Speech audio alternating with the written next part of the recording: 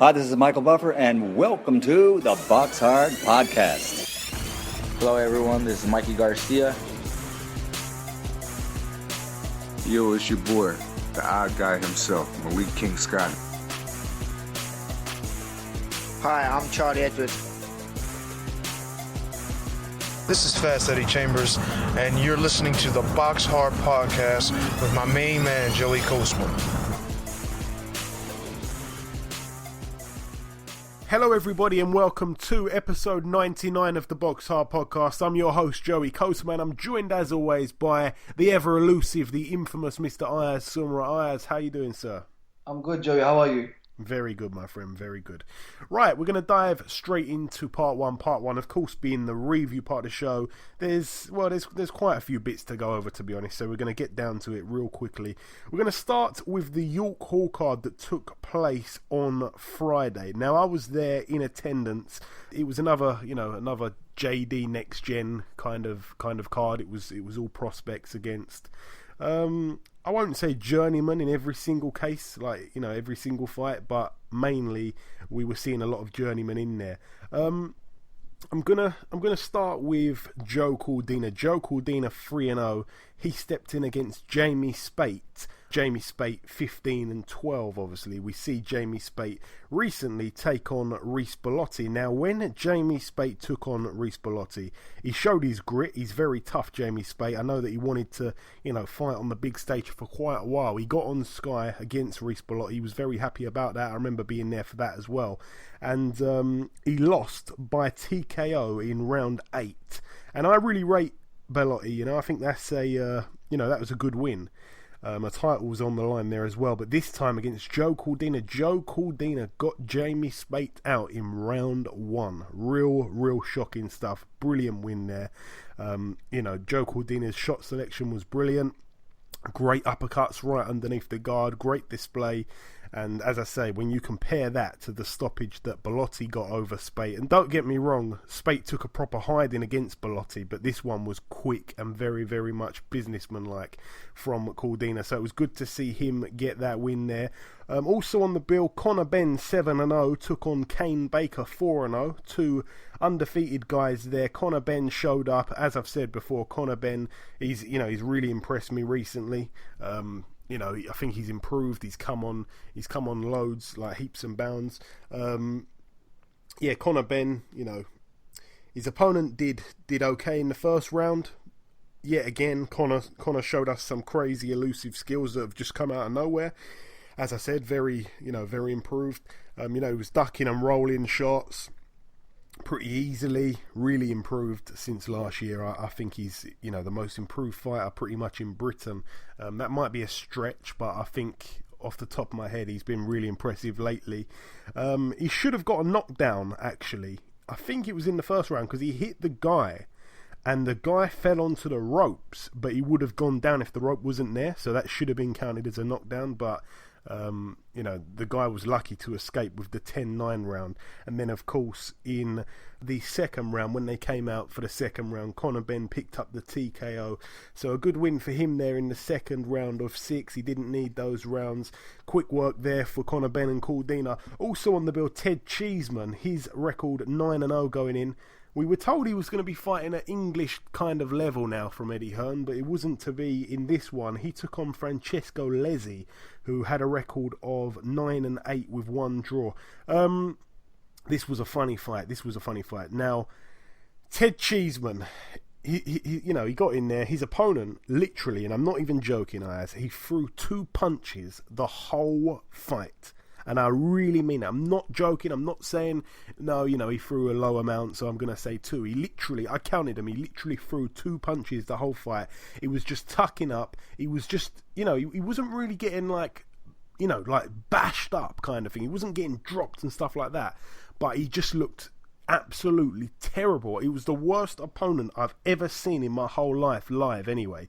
He was a complete punch bag. And the fact, and you've kind of got to highlight this, the fact that Cheeseman couldn't stop him almost looked bad.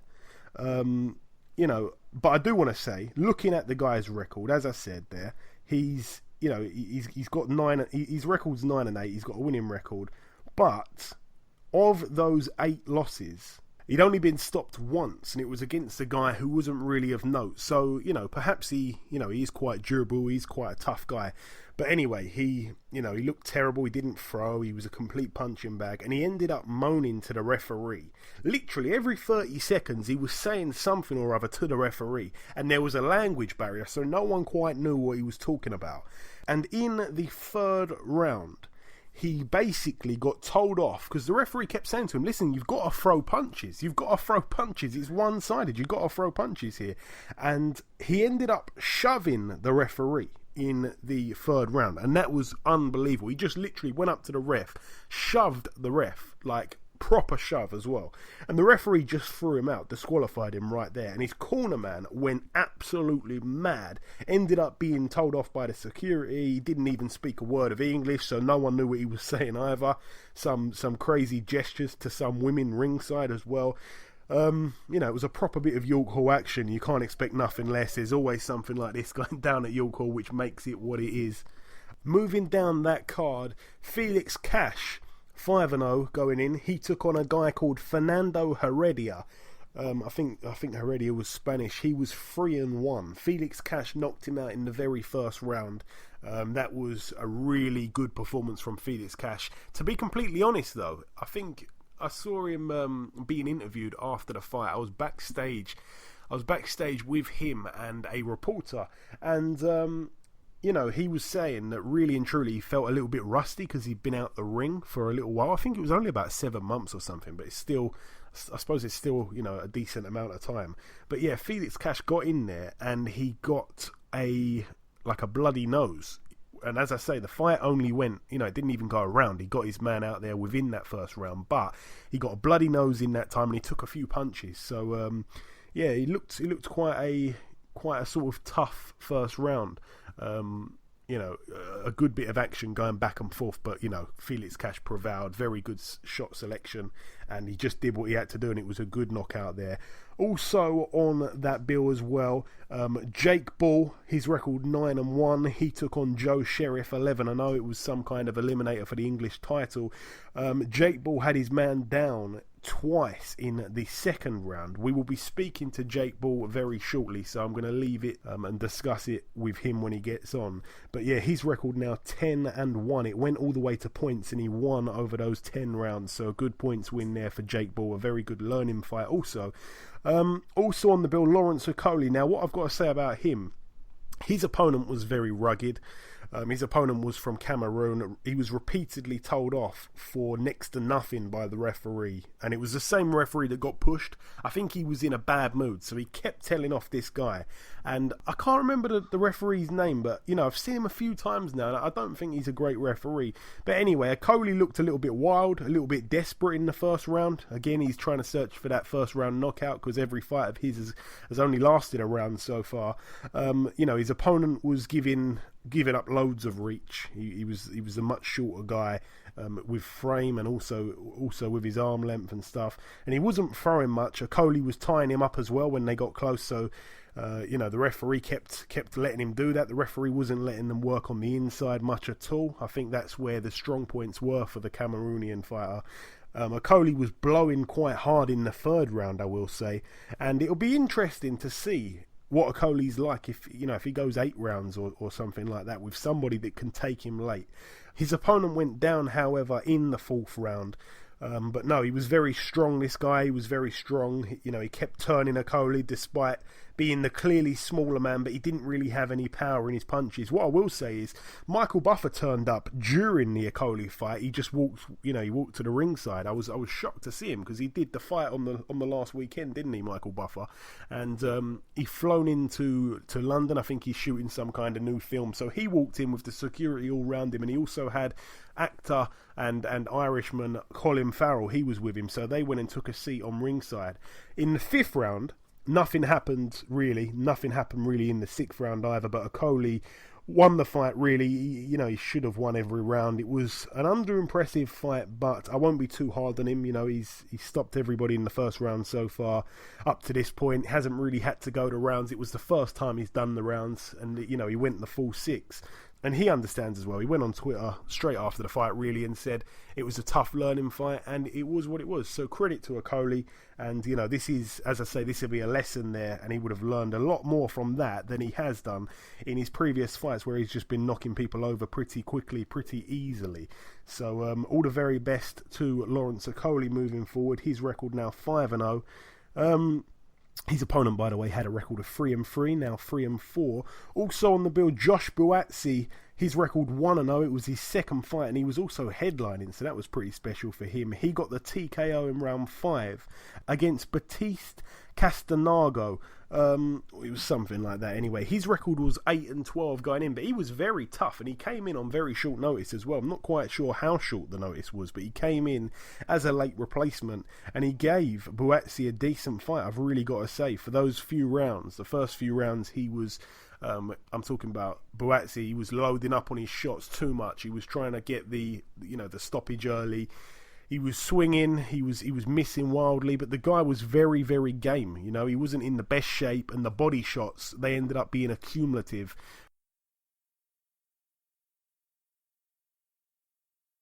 Vice the whole fight, but yeah, ultimately Buatsi came through. He got the TKO in round 5. It was only scheduled for 6, so there was the fright that it may have gone points, but another knockout there for Josh Buatsi, 2 in a row now, very pleased for him. Also on the bill, we're going to try and go through this a little bit quicker now. Danny Dignam, he moved to 4-0 with a points win over 4 rounds. His opponent wasn't offering much. His opponent's record was 5-49. It's now 5-50. He's also got 1 draw. Also, I will mention William Webber. He moved to 1-0. It was his pro debut. He got a win over Peacock Gym's very own Sonny Whiting, whose now record is 5 wins, 22 losses and 2 draws, so a bit of a journeyman there, but impressive stuff from William Webber. He came out, he was in the southpaw stance, he looked very good. If I'm not mistaken, he might have even been the first fight on. But yeah, that's it for York Hall, that's it for the Mecca of boxing. Let's move over now, and let's do this a little bit quicker. Let's go over to Leeds United FC. There was one fight over there, the pro debut of former Team GB star Jack Bateson. He made his debut. He picked up a TKO in round 1 against a guy who was 6-1. He was, I don't want to call him a journeyman, but his name's Zasult Sarkozy. I think I may have even seen him before. But yeah, that's a decent fight to be in there with someone who's 6-1 on your pro debut. That's nice stuff, and also to get the TKO in round 1, that's very impressive stuff there. That's it for Leeds FC. Moving over now to Mexico. This was a funny one from last weekend. It wasn't too funny actually when I tell you about it. Antonio Margarito, 40-8, stepped in the ring against Carson Jones, 40-11 with 3 draws. Both men have had better days, especially Antonio Margarito.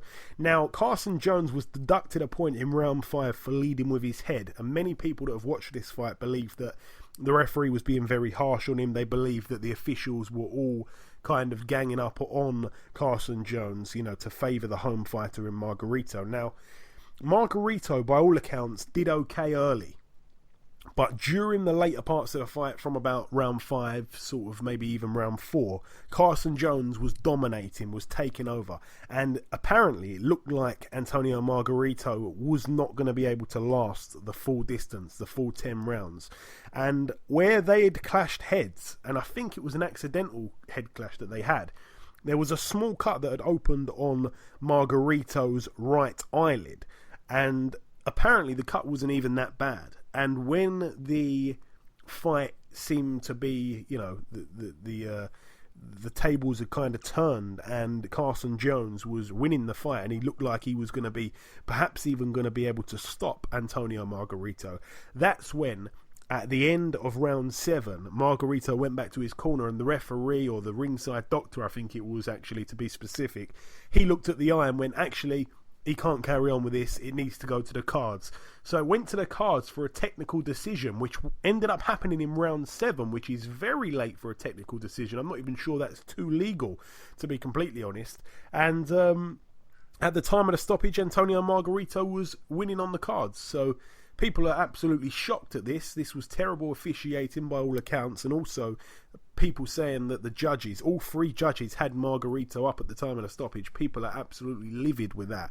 And at the time, it was so unclear what was going on that Carson Jones was actually celebrating in his corner, and then he got told, no, it's going to the cards and you've lost. So very gutted for Carson Jones. He's a guy that's always on the road. Sometimes he pulls off the win, sometimes he doesn't, but he deserved it here by all accounts. His record now 40-12 with 3 draws. That's after 55 pro contests. And Margarito now 41-8, and he's going to be eyeing up that Miguel Cotto fight, which nobody wants to see. That's it for Mexico. Moving over now to...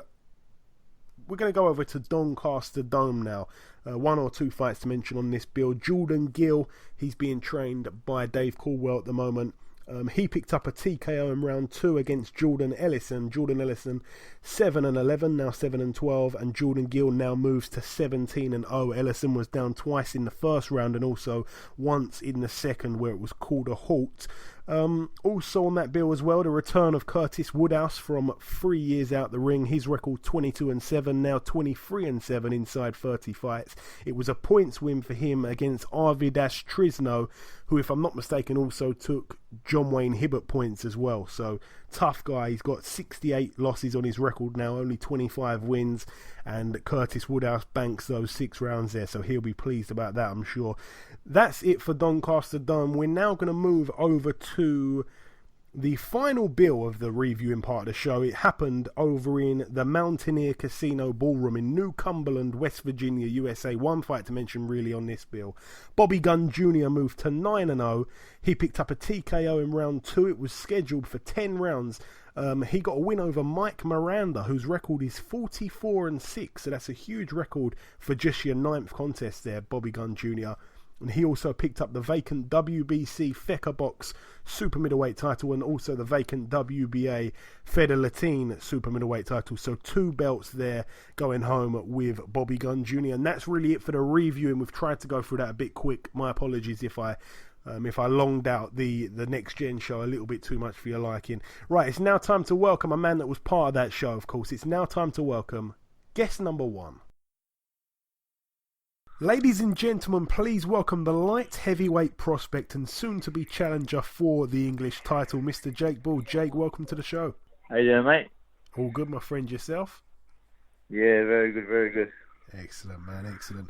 So, Jake, of course, you fought last Friday at York Hall against Joe Sherriff. Now, he was 11-0 going in, and I was sat there ringside, and every time I go to York Hall, there's always a great fight on the bill. It doesn't matter who's on the card, there's always a great fight. If your fight wasn't fight of the night, it certainly had the round of the night for sure.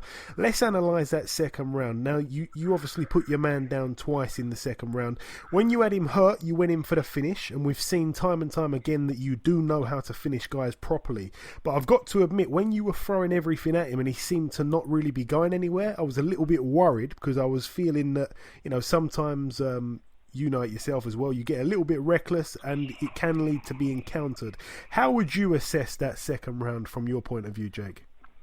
Yeah, well, obviously, after the first knockdown, to be honest, after the second knockdown, I thought the referee stopped it because I don't know if it's legal, but like I was in mid-throw, I was throwing my shots at Sherriff, and the referee sort of pulled me off him. And as the referee pulled me off, he sort of waved it off to me. That's the reason why, if you see the video, I sort of jumped around, started screaming, because I thought the referee stopped it. And then as I turned around, I saw he was giving the count, so I don't know why the referee sort of pulled me off to give him a count. So I don't really know if he could do that, but yeah. But after that, it's fair play to Sherriff. He's a very, very tough fella. He's done all he could to try and not lose his own. But massive respect for him for obviously getting through that round and then obviously finishing the fight strong. Yeah, and as you say there, what I think happened, I mean, obviously, I watched it from the ringside, I come back home, I watched it, I had it taped, I re-watched that second round, and it seemed to me that he kind of took a knee a little bit on that second knockdown. That was really why the referee kind of came in to to sort of pull you off him, so to speak. That's what it looked like from my point of view. But anyway, in that second round, the first shot that you put him down with was a body shot, and I was sitting next to this random guy, and this random guy kept saying all fight to me, kept saying to me, why isn't Jake going back to the body? So my question is, how come you neglected his body for quite a while? But we will give Sherriff credit. He was tucking his elbows in quite cleverly as well at times. No, that's right. Yeah, well, as you know, obviously the first shot I caught him was the backhand to the body, and like I tried to land that shot numerous times after, but obviously where he's got a low lead down, I was catching him a lot on the elbow and on the arm, and obviously after the second round, I was trying to work the lead down. Like I was dropping a couple of times and trying to sink the lead uppercut, but literally I busted my hand. Like my hand's the size of a balloon at the moment. I busted it after the second round. In the second round, so even when I was able to throw a body shot with my lead down, I couldn't put no sort of venom or no sort of power into it, because literally the pain in my hand was unbearable. So yes, really, all from the second round onwards, my lead hand was really a rangefinder and sort of just tipping him just to keep him at bay, to know where he was, and I was just trying to find a backhand with it, really. Yeah, I know. I've seen the picture, and your hand does look pretty swollen there. But no, I've got to be honest. I hadn't really heard too much of Joe Sherriff before the fight, and he turned out to be very, very tough. No, me neither. Yeah, me neither. Honestly, fair play. Listen here. Credit where credit's due. Listen here. He's 11-0. He was ranked above me, so in the end day, he was the main fight. I mean, I was underdog. That's how I looked at it. He was 11-0. I was 9-1. So in my eyes, he was the top fighter. I was underdog going into the fight. But obviously, I knew myself that my boxing ability, my skill, my speed, and my power was going to be too much for him, and it showed off that it was. And obviously in that second round, nobody would have said that it would have gone the distance from there. The furthest your fights had been to at that point, the furthest you'd been was 6 rounds in a pro ring.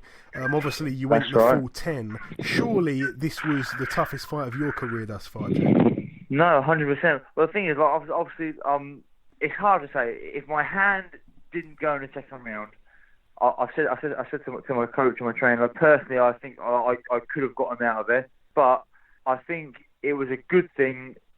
Like Drew Max to me, he said it's probably a good thing that you did hurt your hand, because it made you box more smartly for the remaining 8 rounds, and plus it's a bonus for you to get a good tough fast 10 rounds in.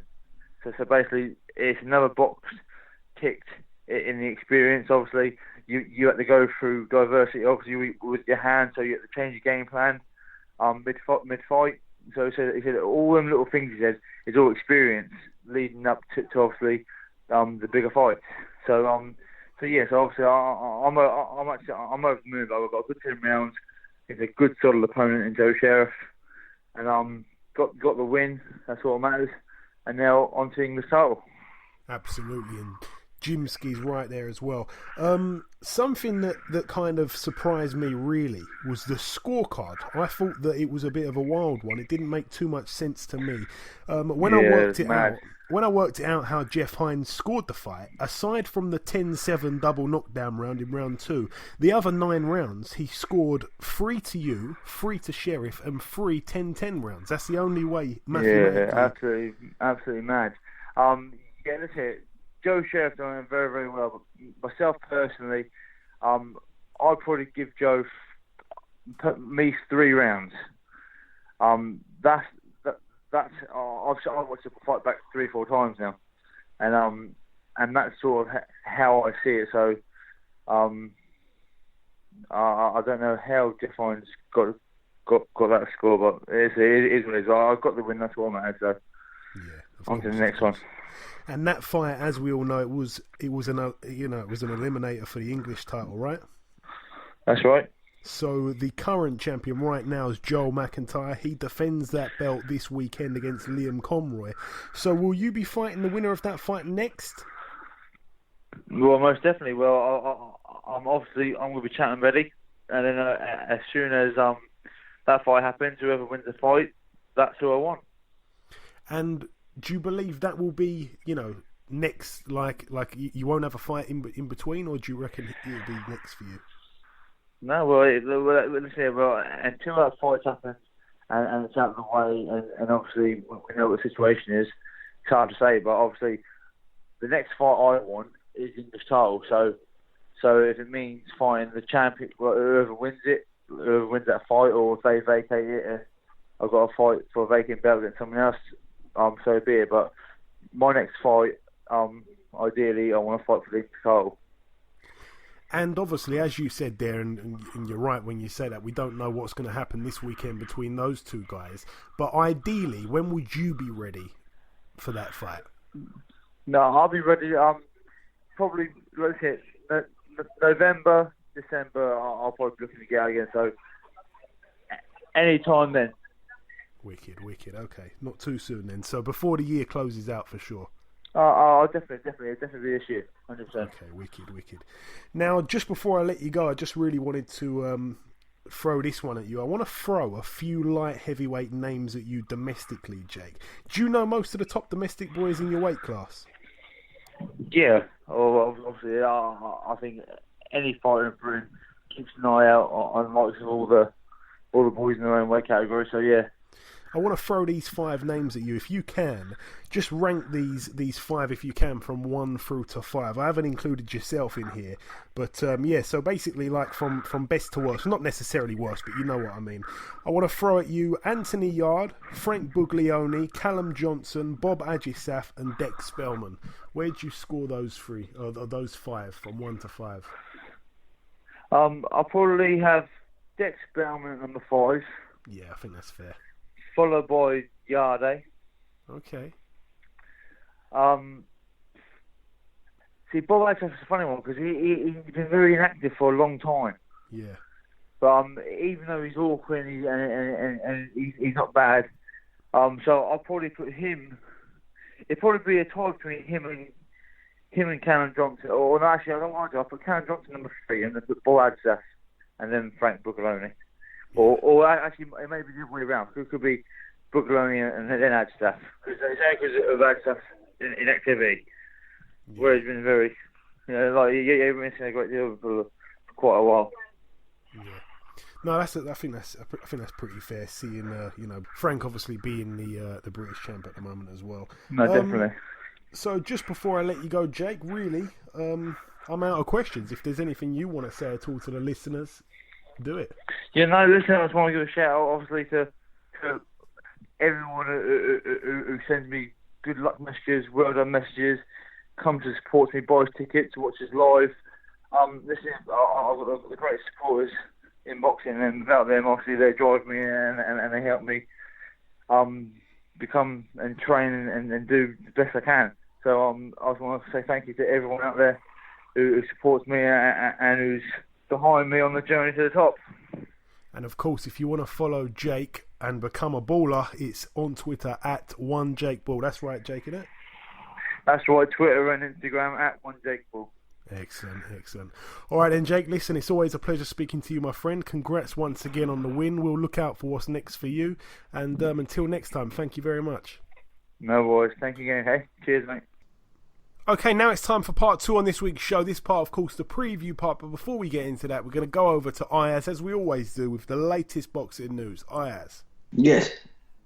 Terence Crawford has vacated his IBF belt. Yes, of course, he's given up his IBF 140 title.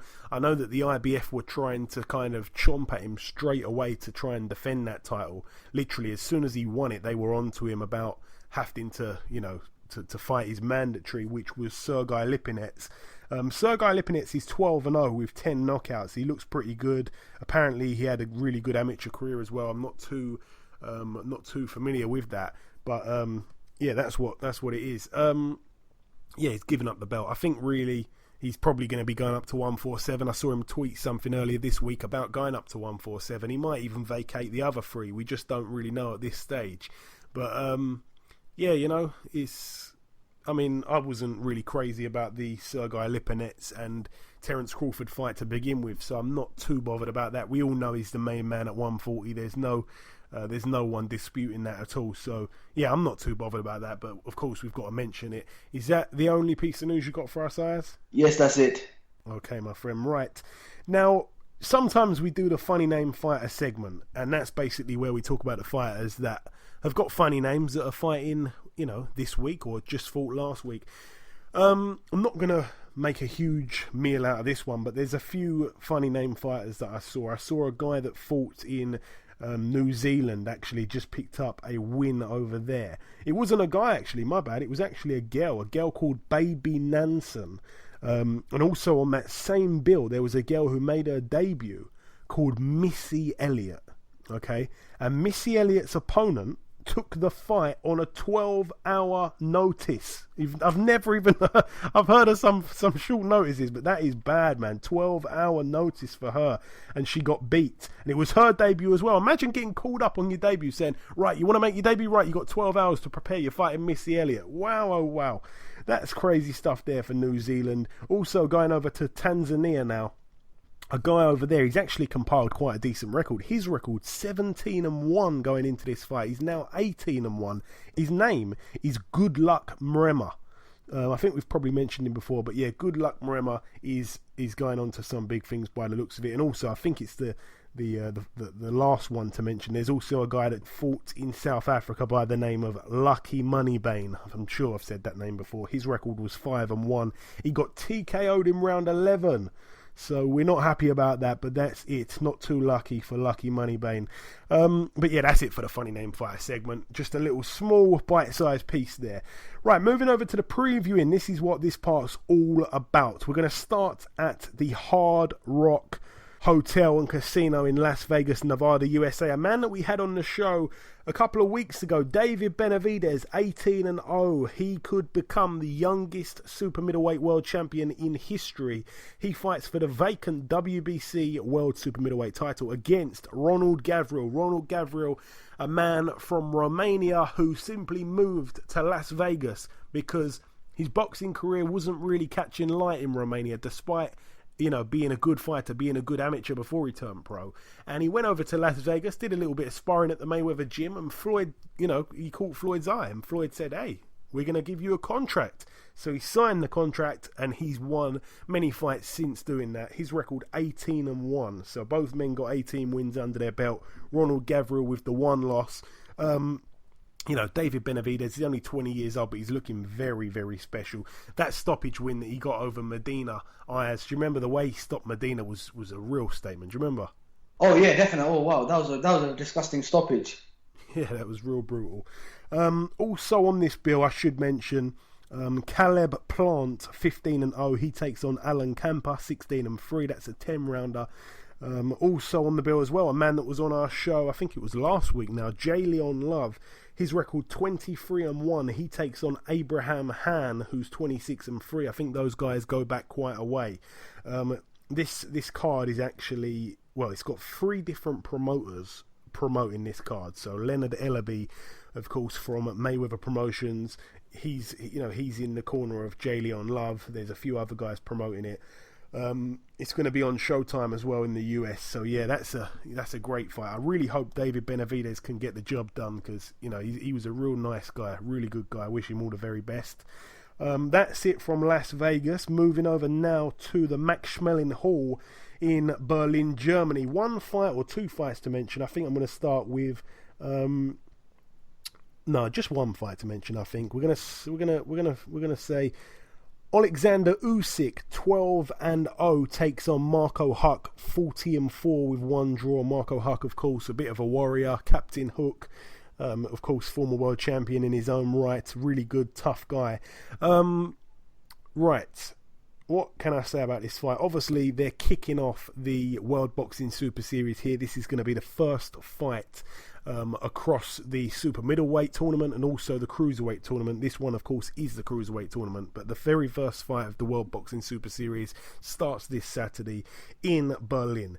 Alexander Usyk, as we know, of course, really, really good fighter.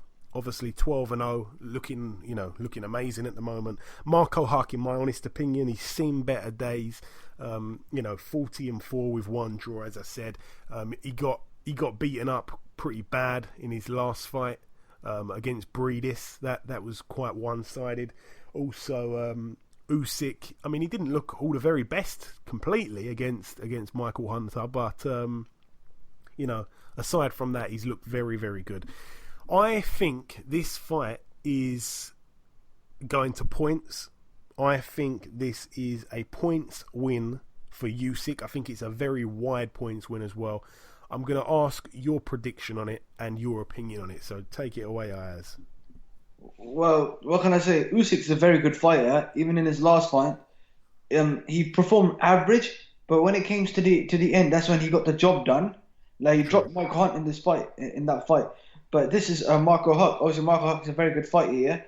If I'm gonna go for a win, I'm gonna agree with you, Joey. I'm gonna go for a Usyk win on points because he's obviously, a lot of people are saying in my opinion, he's the favourite in his division to win the tournament as well. Yeah, you're right there. And at the JD Next Gen show that I was at, as I said earlier in the show, we broke it down. Isaac Chamberlain was, of course, there, and he's just got back from camp with Usyk. And I was talking to him, and I said, what was it like? He was in the Ukraine, sparring Usyk, and he said literally every sparring session was an out-and-out war. And I said to him, well, how does he compare to the other guys you've sparred? We all know that Isaac Chamberlain sparred Joshua, he sparred Deontay Wilder, big, hard-hitting heavyweights, and he's only a cruiserweight himself.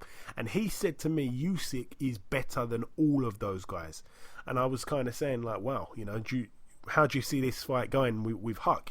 For me, I think Huck, I don't really put Usyk down as the biggest banger, like the biggest one-punch kind of knockout guy, but Huck has got a good beard on him as well, so that's the reason why I just can't see him being stopped. But I can see him maybe a late stoppage, but I think I'd rather go with points. I think points is probably the safe bet if there is one. But no, Usyk's got no danger in this fight, but Isaac Chamberlain was basically saying to me that he's been knocking out sparring partners, so if Usyk's knocking out sparring partners in the gym, then I can only imagine what he's going to be like when they let him loose on Saturday night against Marco Huck, who, as I've said, has definitely seen better days. But that's it from Berlin, Germany. It's great to see this tournament's actually taking place. It's great to see that this is the first fight to kind of kickstart it all. But for me, it's not a very exciting one. I think it's going to be pretty one-sided. Moving over now to Kazakhstan at the Saryaka Velodrome in Astana. I think I pronounced that pretty well, actually. One fight to mention over here, Kanat Islam, 24-0.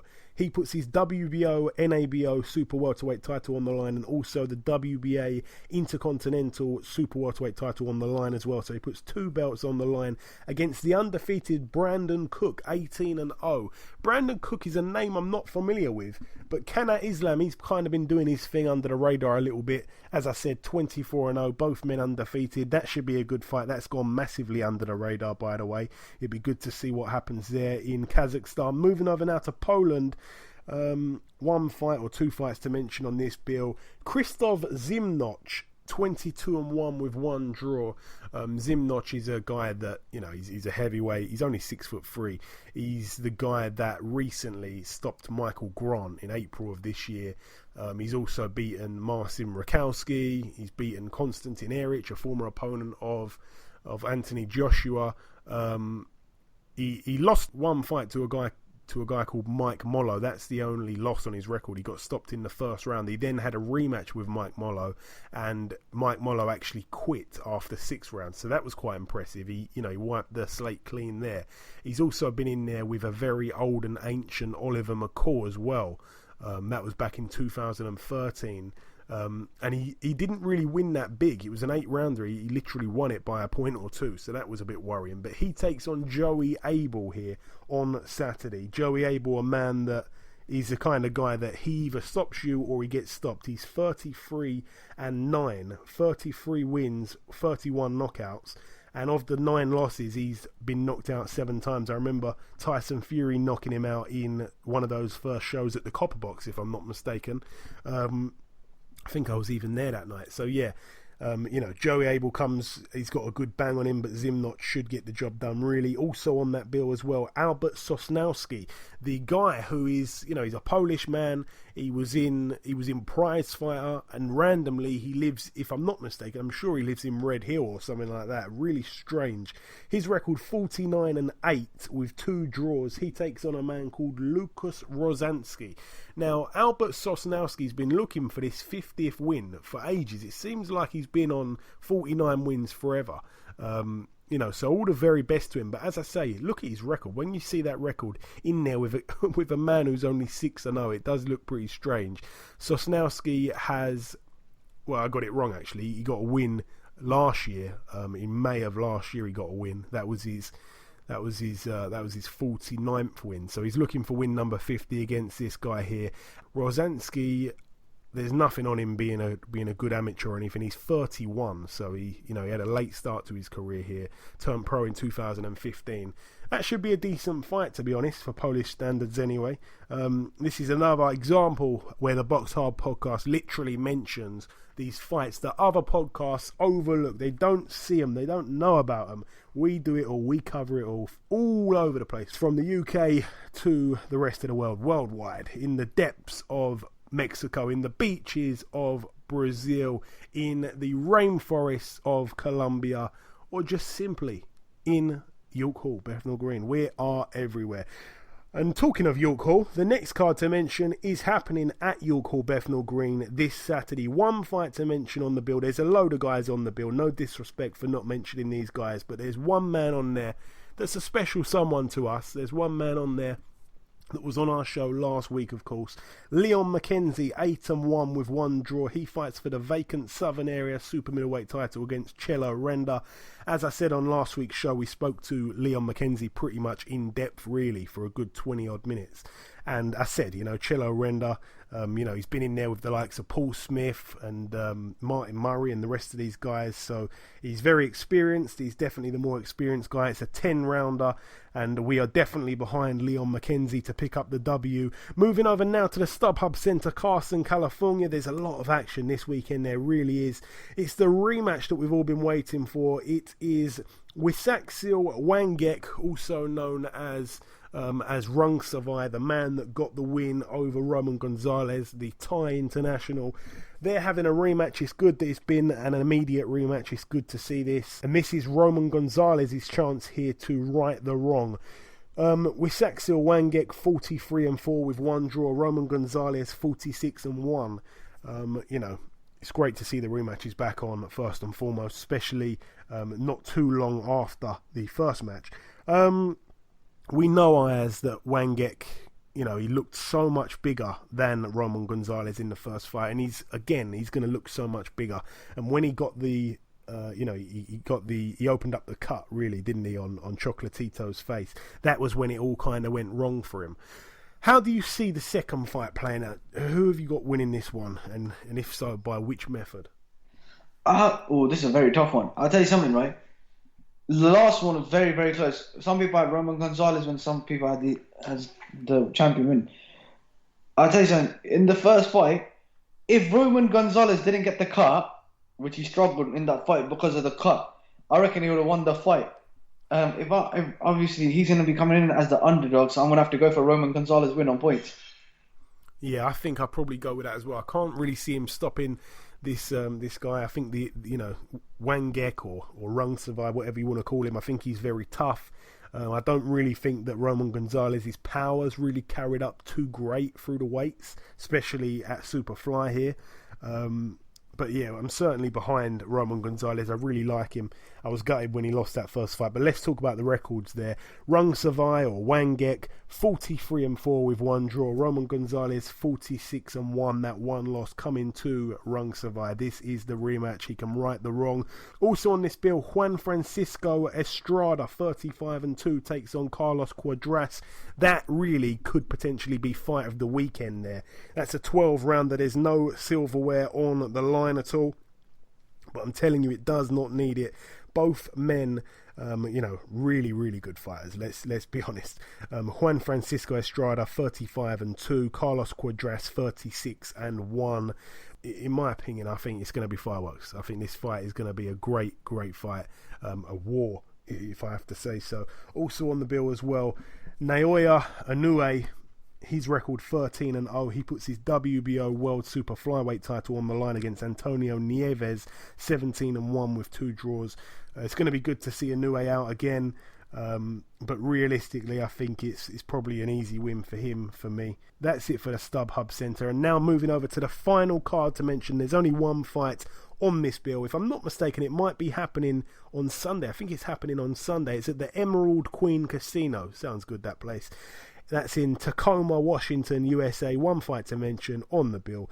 Mike Gavronsky, 23-2 with 1 draw, takes on Brian Vera, 26-11. I thought we'd mention that. Brian Vera, for some reason, he gets mentioned on this show so many times, and really, I'm not even sure he deserves to be getting all the mentions. I suppose the fight with Andy Lee probably gets him the mentions that he gets, but that's really it from the previewing. We've done the reviewing. We did the tiny little piece of news. We had, of course, Jake Bull on earlier.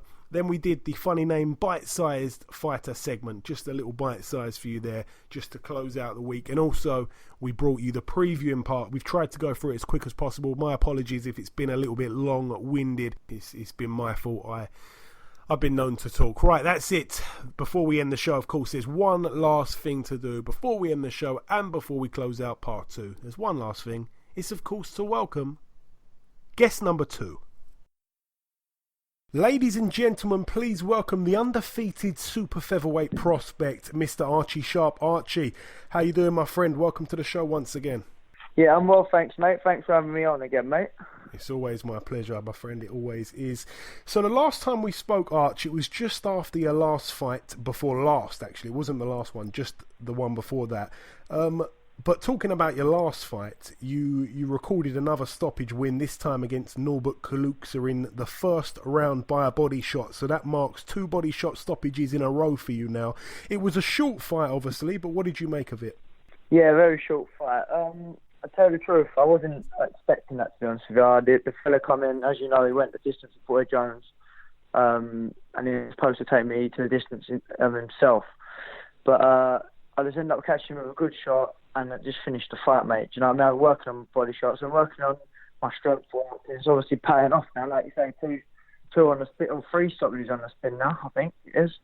Yeah, I think. Well, I'm not sure if is it 3 by body shots. I know it's definitely 2. It might be 3. I could. No, definitely 2. Yeah, definitely 2 by the left hook to the body. Definitely 2. Wicked, good stuff, my man. I was going to get the measuring stick out and mention Boy Jones going the distance with him, but you did that, so that saves me a job.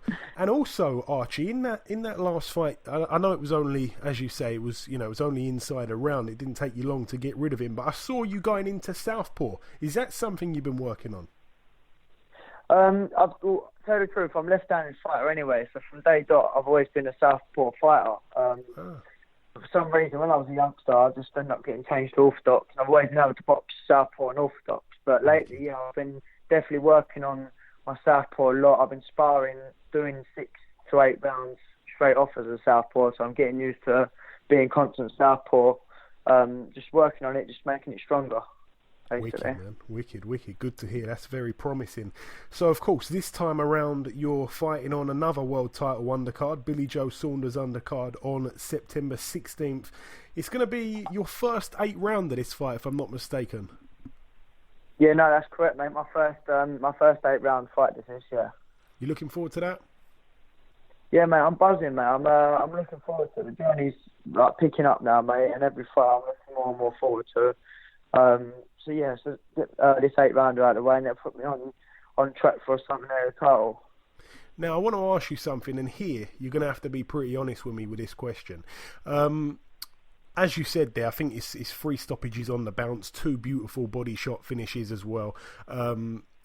This is, as we said, your first 8 rounder. Preferably, would you like to go the distance and bank those 8 rounds, or would you like to get another stoppage and carry on with the the back-to-back stoppages, the impressive stuff? To tell you the truth, mate, like I say, that last fight I was definitely not expecting that. As I say, as a durable fella, I was not expecting that. If the stoppage is there, I will take the stoppage. Doing the 8 rounds, would it help? Yeah, of course it would. All the rounds help all the time. You know what I mean? They always help. like I say, get me ready for a 10-rounder and hopefully in November. But, mate, I'll just take it as it comes. If it's there, I'll finish the fight. But, yeah, I won't be going looking for it. And to tell you the truth, I haven't gone looking for the other stoppages either. I've kind of had in my mind I'm going the distance. And if I see the taking, then I'm going to take it. Yeah, that's definitely right. I've seen that for you. I've seen you don't rush in. I've seen you, take your time, stay composed, and the right shot has just came for you, and you've took it like you said. Do you know who you're fighting at this stage or not? I've been given an opponent, yes. From Budapest again, I believe so. Off the top of my head right now, I haven't got the name with me. I tell you the truth, I haven't even looked, mate. I've had about 8 opponents for this fight already. So I have had the opponent come through. It has been confirmed by the board. It has been copied and pasted over to my trainer, and I have not looked at a thing. I know he's got a winning record with a few stoppages. Hasn't been stopped much himself, and apparently he's tough. Comes to fight and he comes to win. So we'll see. Like I say, next week I'll have a little butchers on the old internet, but other than that, man, I'm not really too fussed, to be honest with you. Yeah, good stuff, man, good stuff. And also, I see that recently, and I know that you've sparred quite a few good guys anyway. Even when you was an amateur, you were sparring good guys. But recently, I see that you've been sparring Joe Cordina. You did a few rounds with him. How did that go for you, Arch? Yes, I done 6 threes with Joe Cordina last? Yeah, a week or two ago, and for the previous fights, Martin Ward. But Joe Cordina, good kid.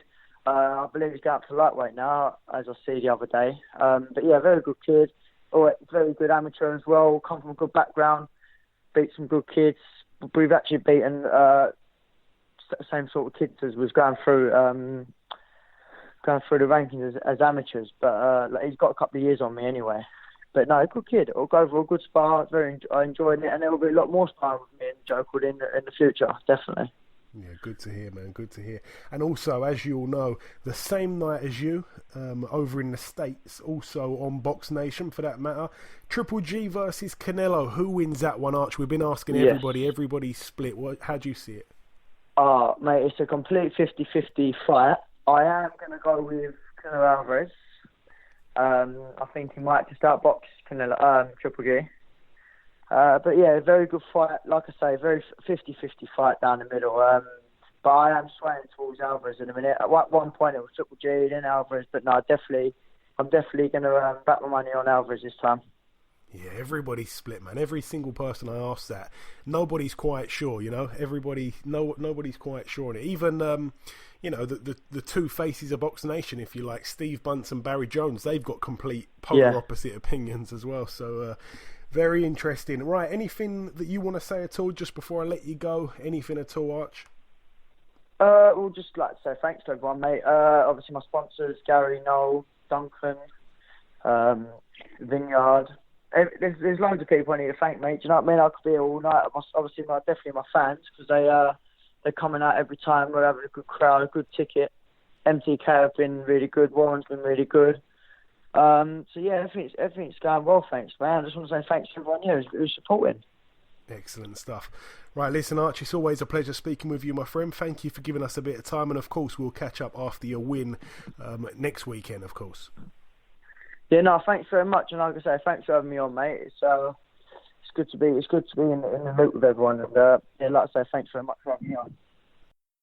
Archie Sharp there. Right, just before we wrap up the show, I will say we recorded this show earlier on in the week, and the ending of the show, I'm recording that now. This is now Wednesday, but we recorded the show, or most of the show anyway, on Monday. So when we did the news, there was barely anything to talk about, but there's been loads of things, as I'm sure you'll all know, in the past couple of days. So I just want to touch on those things. I'm not with Ayaz at the moment. He's not with me, so we're not going to be able to discuss them, but we will discuss them on next week's show. But just to run through what's actually been announced, I'm just going to run through it now. ITV, of course, have been named as the TV channel, the terrestrial channel, to be showing the World Boxing Super Series tournament. I'm not quite sure if it's going to be both cruiserweight and super middleweight, but I'd imagine it will be. Some fights will be shown on ITV4, some fights will be shown to my understanding, on ITV box office. Mainly, probably, I'm guessing, the Chris Eubank fights. Perhaps maybe Jamie Cox and George Groves. We'll have to wait to see for that announcement there. But ITV will be the channel that are taking the rights to the WBSS.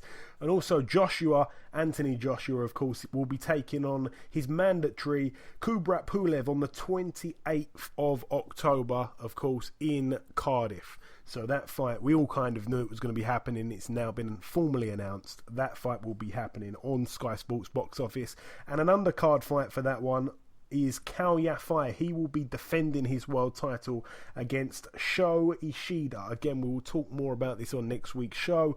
And also, the final thing to announce, or, talk about on the news the second part of the news, if you like, on October the 20th, so the week before the Joshua fight, I think it's actually on a Friday night as well, in the Indigo at the O2, UK TV are putting on a card. I think that's some kind of Freeview channel. They're putting on a card, and it's actually going to be the debut promotional card for David Hay and Richard Schaefer's Ringstar Promotions outfit. The Haymaker Ringstar Promotions banner. They will be putting on their first promotional card. That's going to be on UK TV, and topping that bill, Joe Joyce, the Olympian, makes his debut against Brixton's very own tough guy Ian Lewison, and that's a humongous fight for your debut. That's a really, really good fight there. I'm very much looking forward to that one. Right, but that closes up the show. That wraps everything up. It's now time to conclude episode 99. I've been your host, Joey Coastman. Ayaz Summer has been with me. He's, of course, the elusive, ever-elusive, hard-to-find Mr. Sumra. Also, I'd like to thank our two guests on this week's show, Archie Sharp and Jake Ball. One prospect from the Eddie Hearn stable, one prospect from the Frank Warren stable. That's how we like to do it sometimes on this show. Remember, you can follow us on Twitter and Instagram at BoxHard Podcast. Please remember, if you do get a little bit of time, to leave us a review on iTunes. It will be much appreciated. Okay, thank you very much for listening, and we'll see you again next week.